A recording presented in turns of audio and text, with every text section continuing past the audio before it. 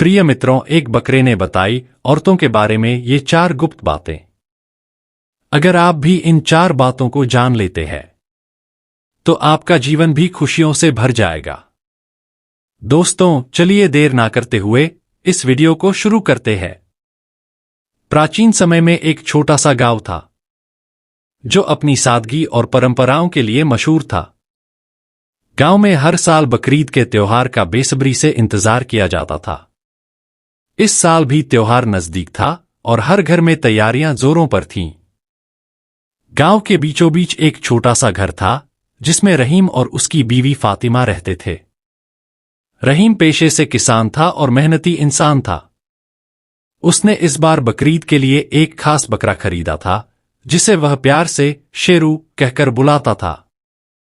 शेरू सफेद रंग का तगड़ा और बेहद खूबसूरत बकरा था। रहीम और फातिमा ने उसकी सेवा में कोई कसर नहीं छोड़ी थी। शेरू की खासियत, शेरू कोई आम बकरा नहीं था। उसमें कुछ खास बातें थीं। वह बहुत समझदार लगता था। कई बार ऐसा लगता था जैसे वह इंसानों की बातें समझ लेता हो। रहीम को यह बात मजाक लगती थी, लेकिन फातिमा कहती थी, शायद यह कोई खुदा की रहमत है जो इस बकरे में ऐसी खासियत है। बकरीद की पूर्व संध्या, बकरीद से एक दिन पहले की बात है। रहीम ने शेरू को आखिरी बार नहलाया और उसे अपने आंगन में बांध दिया। रात गहरी हो रही थी। पूरा गांव त्योहार की तैयारियों में व्यस्त था। रहीम और फातिमा भी सोने चले गए, लेकिन शेरू जाग रहा था। उस रात कुछ अजीब हुआ। आधी रात को शेरू अचानक बोल पड़ा। मुझे रहा नहीं जाता, उसने धीमी आवाज में कहा। यह सुनकर रहीम चौंक कर उठ बैठा। उसे अपनी कानों पर यकीन नहीं हुआ। बकरे ने बात की। क्या मैं सपना देख रहा हूं? रहीम ने सोचा। लेकिन जब शेरू ने दोबारा कहा, रहीम भाई, मेरी बात सुनो, तो रहीम को यकीन हो गया कि यह सपना नहीं है। शेरू की बातें। रहीम ने डरते डरते शेरू से पूछा, तुम कौन हो और कैसे बोल सकते हो? शेरू ने जवाब दिया, रहीम भाई, मैं कोई आम बकरा नहीं हूं। मुझे खुदा ने इस दुनिया में एक खास मकसद के लिए भेजा है। लेकिन कल से पहले मेरी कुछ बातें सुन लो। यह बातें मैं सिर्फ तुम्हें बताना चाहता हूं क्योंकि मैं देखता हूं कि तुम नेक इंसान हो। रहीम ने उत्सुकता और भय के मिश्रण में पूछा, क्या बातें हैं? बताओ। शेरू ने गहरी सांस लेते हुए कहा, ये बातें औरतों के बारे में हैं। मैं तुम्हें 4 गुप्त बातें बताऊंगा जो औरतों के दिल में छुपी होती हैं। ये बातें जानने के बाद तुम्हारा नजरिया बदल जाएगा। शेरू ने गहरी सांस ली और बोला, रहीम भाई, मेरी पहली बात सुनो। यह बात औरतों के उस गुण के बारे में है जो अक्सर लोग समझ नहीं पाते। औरतें बेहद मजबूत होती हैं, लेकिन उनकी मजबूती हमेशा दिखती नहीं। शेरू ने कहा, देखो रहीम भाई, तुमने अपनी बीवी फातिमा को देखा होगा। वह तुम्हारे हर सुख दुख में साथ खड़ी रहती है। अगर खेत में कोई नुकसान हो जाए या घर में पैसे की तंगी हो तो वह कभी शिकायत नहीं करती। वह अपने हिस्से की परेशानियां खुद ही सह लेती है और हमेशा तुम्हारा हौसला बढ़ाने की कोशिश करती है। रहीम ने सहमति में सिर हिलाया। हां, यह सच है। फातिमा ने कभी मुझे परेशान नहीं किया। वह हमेशा मेरे साथ खड़ी रही। शेरू मुस्कुराया और बोला, यही तो बात है रहीम भाई।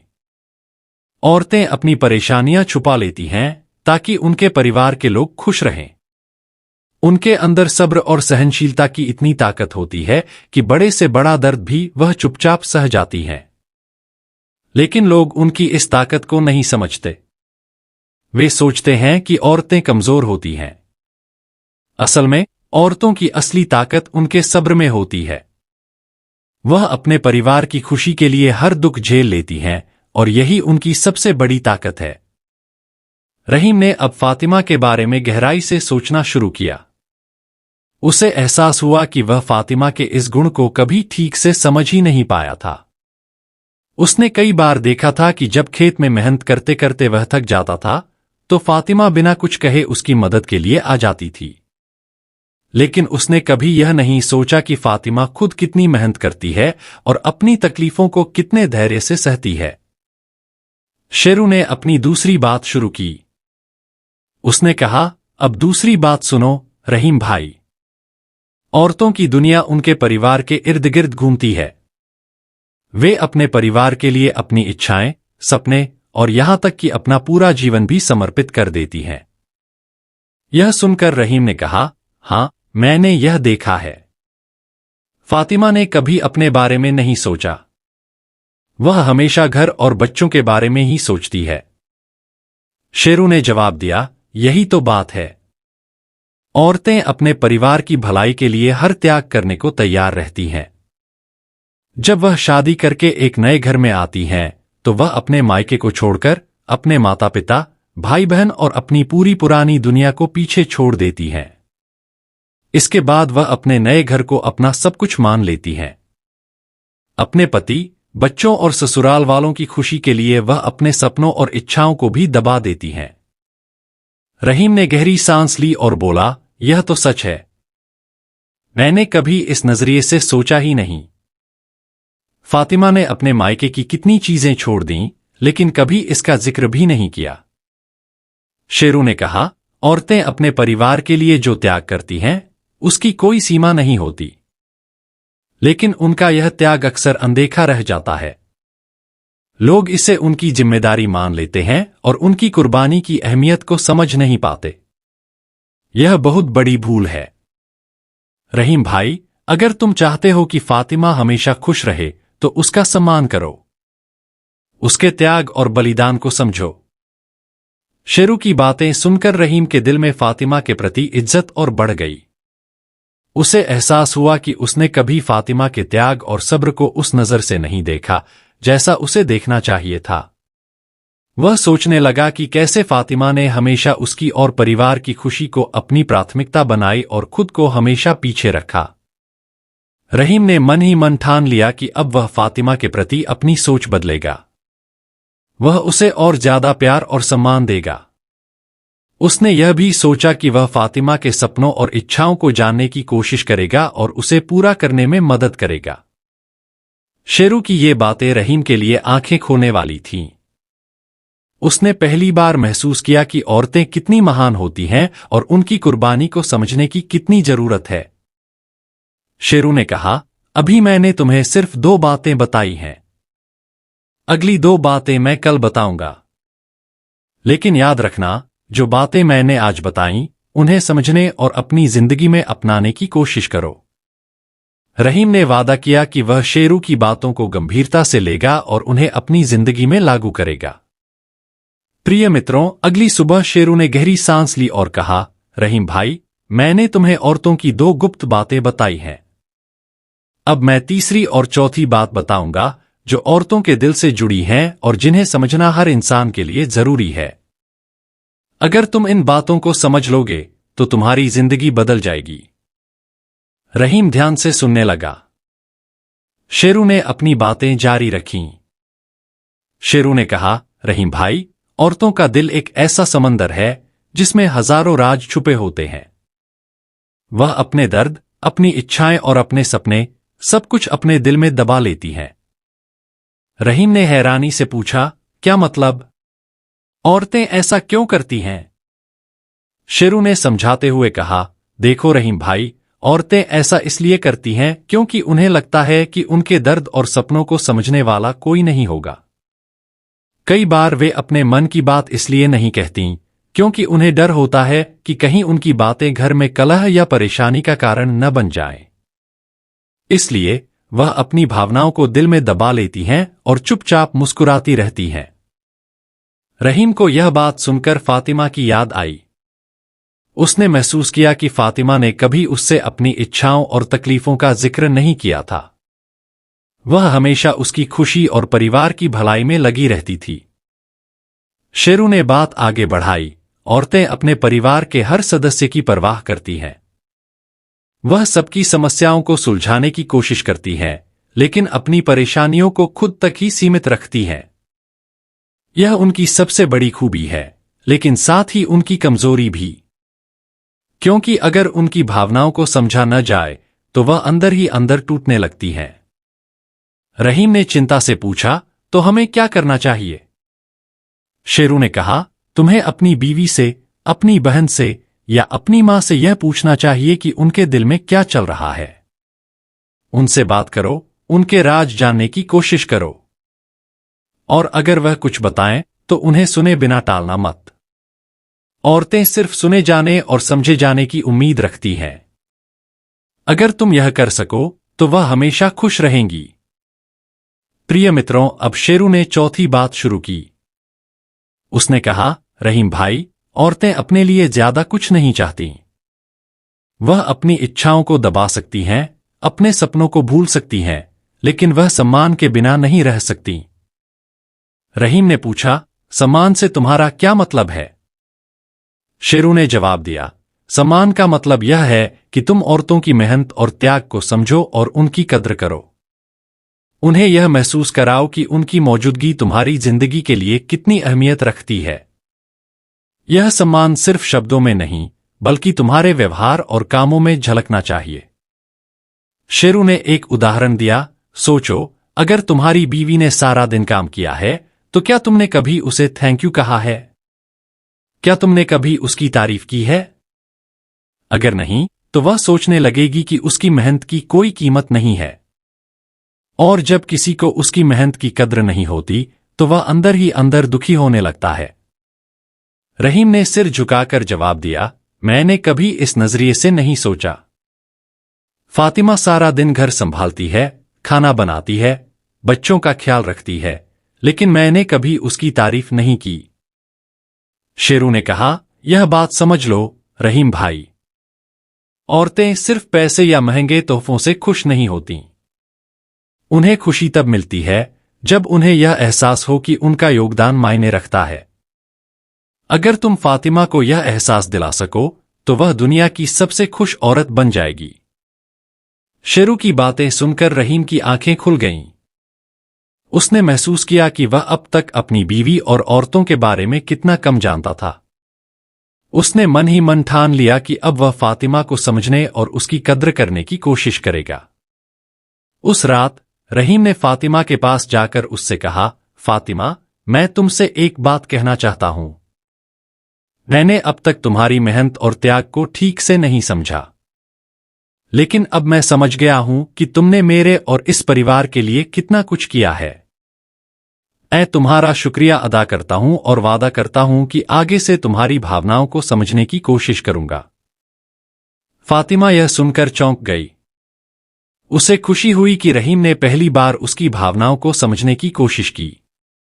अगली सुबह बकरीद का दिन था। रहीम ने शेरू को तैयार किया, लेकिन अब उसका दिल भारी हो रहा था। उसे एहसास हो रहा था कि शेरू सिर्फ एक बकरा नहीं था, बल्कि उसे जिंदगी की सबसे अहम बातें सिखाने वाला एक गुरु था। जब समय आया तो रहीम ने शेरू से कहा, तुमने मुझे औरतों के बारे में जो बातें सिखाईं, मैं उन्हें कभी नहीं भूलूंगा। तुमने मेरी जिंदगी बदल दी। शेरू मुस्कुराया और कहा, रहीम भाई, मैं बस एक माध्यम था। मैंने जो बातें बताईं वह पहले से ही तुम्हारे दिल में थीं। बस उन्हें पहचानने की जरूरत थी। अब मेरा कर्तव्य पूरा हुआ। रहीम ने बकरीद की सुबह शेरू को प्यार से सहलाया। शेरू अपने सफेद और चमचमाते शरीर के साथ जैसे कुर्बानी के लिए तैयार खड़ा था। लेकिन रहीम के दिल में उथल पुथल मची हुई थी। उसकी आंखों में आंसू थे। शेरू कोई आम बकरा नहीं था। उसने रहीम की सोच को बदल दिया था। वह अब केवल एक जानवर नहीं, बल्कि एक गुरु और एक दोस्त बन चुका था। रहीम की आंखों के सामने शेरू की बातें गूंज रही थीं। औरतों की ताकत उनके सब्र में होती है। औरतें अपने परिवार के लिए सब कुछ छोड़ सकती हैं। औरतें अपने दिल में हजार राज छुपा लेती हैं। औरतें सम्मान की भूखी होती हैं। हर शब्द ने रहीम के दिल को छू लिया था। उसने सोचा, मैं इस बकरे को कैसे मार सकता हूं जिसने मुझे जिंदगी का सबसे बड़ा सबक सिखाया है। शेरू ने रहीम की आंखों में देखा।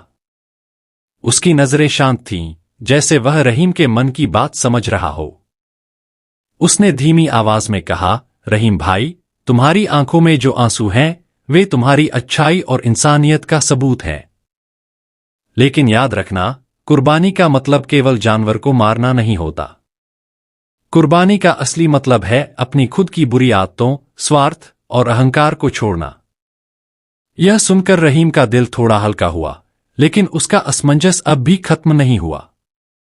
उसने शेरू से पूछा, तो क्या तुम्हें कुर्बान करना जरूरी है? शेरू ने मुस्कुराते हुए कहा, यह तुम्हारा फैसला है। लेकिन याद रखो, कुर्बानी का मकसद केवल एक रस्म निभाना नहीं है।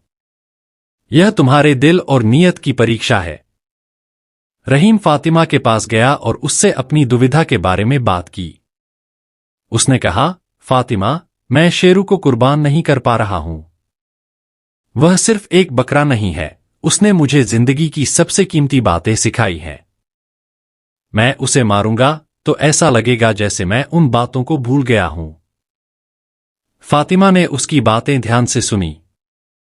उसने कहा, रहीम, कुर्बानी का असली मकसद जानवर की कुर्बानी देना नहीं है। यह हमें सिखाता है कि हम अपनी सबसे प्यारी चीज को अल्लाह के नाम पर छोड़ सकते हैं। अगर तुम्हारे दिल में यह बात आ रही है, तो शायद शेरू को मारना जरूरी नहीं है। रहीम ने जब यह बात गांव वालों से साझा की, तो उनमें से कुछ ने उसका समर्थन किया, जबकि कुछ ने इसे गलत ठहराया। एक बुजुर्ग ने कहा, रहीम, बकरीद का मतलब है कुर्बानी देना। अगर तुम ऐसा नहीं करोगे तो यह अल्लाह के आदेश का अपमान होगा। दूसरे ने कहा, लेकिन कुर्बानी का असली मतलब दिल की नीयत है। अगर रहीम शेरू को मारना नहीं चाहता तो यह उसकी श्रद्धा और भावना है। इसे गलत नहीं कहा जा सकता। गांव में यह चर्चा बढ़ने लगी। कुछ लोग रहीम को समझाने आए तो कुछ ने उसका मजाक भी उड़ाया। लेकिन रहीम अपने फैसले को लेकर अभी भी उलझन में था। रात में रहीम ने लंबी दुआ की। उसने अल्लाह से मार्गदर्शन मांगा। उसके दिल में एक बात साफ हो गई कि बकरीद की कुर्बानी केवल रस्म निभाने के लिए नहीं है। यह एक प्रतीक है जो हमें त्याग, प्रेम और दया सिखाता है। अगली सुबह रहीम ने गांव वालों को बुलाया और कहा, मैंने फैसला कर लिया है। मैं शेरू को कुर्बान नहीं करूंगा। उसकी कुर्बानी से मुझे कुछ हासिल नहीं होगा, बल्कि मैं अपने जीवन में बदलाव लाने का वादा करता हूं। मैं अपने अहंकार, अपनी गलतियों और अपनी बुरी आदतों को छोड़ने की कोशिश करूंगा। यही मेरी असली कुर्बानी होगी। गांव में खामोशी छा गई। कुछ लोगों ने उसकी बात का विरोध किया, लेकिन कुछ ने उसकी भावना को समझा। एक बुजुर्ग ने कहा, रहीम, तुमने जो किया वह आसान नहीं था। तुम्हारी नीयत सच्ची है। अल्लाह तुम्हारे दिल को देखता है, न कि तुम्हारे कर्मों को। गांव के मुखिया ने कहा, यह एक नई सोच है, लेकिन सही सोच है। अगर हर इंसान अपनी बुरी आदतों को कुर्बान कर दे तो दुनिया एक बेहतर जगह बन सकती है। शेरू अब रहीम के घर का हिस्सा बन गया। रहीम और फातिमा ने उसे किसी परिवार के सदस्य की तरह रखा। शेरू की वजह से रहीम ने अपने जीवन में कई बदलाव किए। उसने फातिमा की भावनाओं को समझना शुरू किया, उसकी मदद करना शुरू किया और अपने बच्चों को भी औरतों का सम्मान करना सिखाया। गांव के बाकी लोगों ने भी रहीम से प्रेरणा ली। उन्होंने सोचा कि बकरीद के त्योहार को केवल रस्मों तक सीमित न रखकर इसे आत्म सुधार का एक जरिया बनाया जा सकता है। इस घटना ने रहीम के जीवन में एक नई दिशा दी। उसने महसूस किया कि असली कुर्बानी किसी जानवर को मारना नहीं, बल्कि अपने भीतर की बुराइयों को खत्म करना है। शेरू ने उसे यह सिखाया कि त्याग केवल बाहरी चीजों का नहीं, बल्कि अपने अंदर की कमजोरी और नकारात्मकता का होना चाहिए। रहीम ने पूरे गांव में यह संदेश फैलाना शुरू किया। त्याग का मतलब है अपनी बुरी आदतों और स्वार्थ को छोड़ना। सम्मान देना, प्यार करना और दूसरों की भावनाओं को समझना भी एक कुर्बानी है। अल्लाह को खुश करने के लिए सच्चे दिल और नेक नीयत की जरूरत होती है। रहीम की बातों का असर गांव के लोगों पर भी हुआ। लोग अब अपने रिश्तों में ज्यादा ध्यान देने लगे। बकरीद पर केवल जानवरों की कुर्बानी तक सीमित न रहते हुए उन्होंने अपनी जिंदगी में सुधार लाने का वादा किया। गांव के मुखिया ने कहा, हम हर साल बकरीद पर कुर्बानी देते हैं, लेकिन असली कुर्बानी का मतलब हमें आज समझ में आया है। रहीम ने हमें सिखाया कि खुद को बदलना सबसे बड़ी कुर्बानी है। शेरू अब एक साधारण बकरा नहीं था, वह पूरे गांव के लिए प्रेरणा बन गया। बच्चे उसे प्यार से बुद्धिमान बकरा कहते थे। उसकी वजह से रहीम का जीवन बदल गया और उसने अपने रिश्तों को बेहतर बनाया। रहीम और फातिमा ने शेरू की सेवा में कोई कमी नहीं छोड़ी। हर दिन शेरू को देखकर रहीम को यह याद आता कि असली कुर्बानी का मतलब अपने अहंकार और बुरी आदतों को खत्म करना है। प्रिय मित्रों, यह कथा हमें सिखाती है कि कुर्बानी का असली मतलब क्या है। कुर्बानी केवल जानवरों को मारने की रस्म नहीं, बल्कि आत्मसुधार का प्रतीक है। हमें अपने रिश्तों, अपनी आदतों और अपनी सोच में बदलाव लाने की कोशिश करनी चाहिए। त्याग का मतलब यह भी है कि हम दूसरों की भावनाओं को समझें और उनका सम्मान करें। रहीम ने शेरू को बचाकर जो संदेश दिया, वह आज भी उस गांव में लोगों के दिलों में जिंदा है। प्रिय मित्रों, अगर हमारी यह वीडियो आप सभी को पसंद आई हो तो वीडियो को लाइक और चैनल को सब्सक्राइब जरूर करना। धन्यवाद।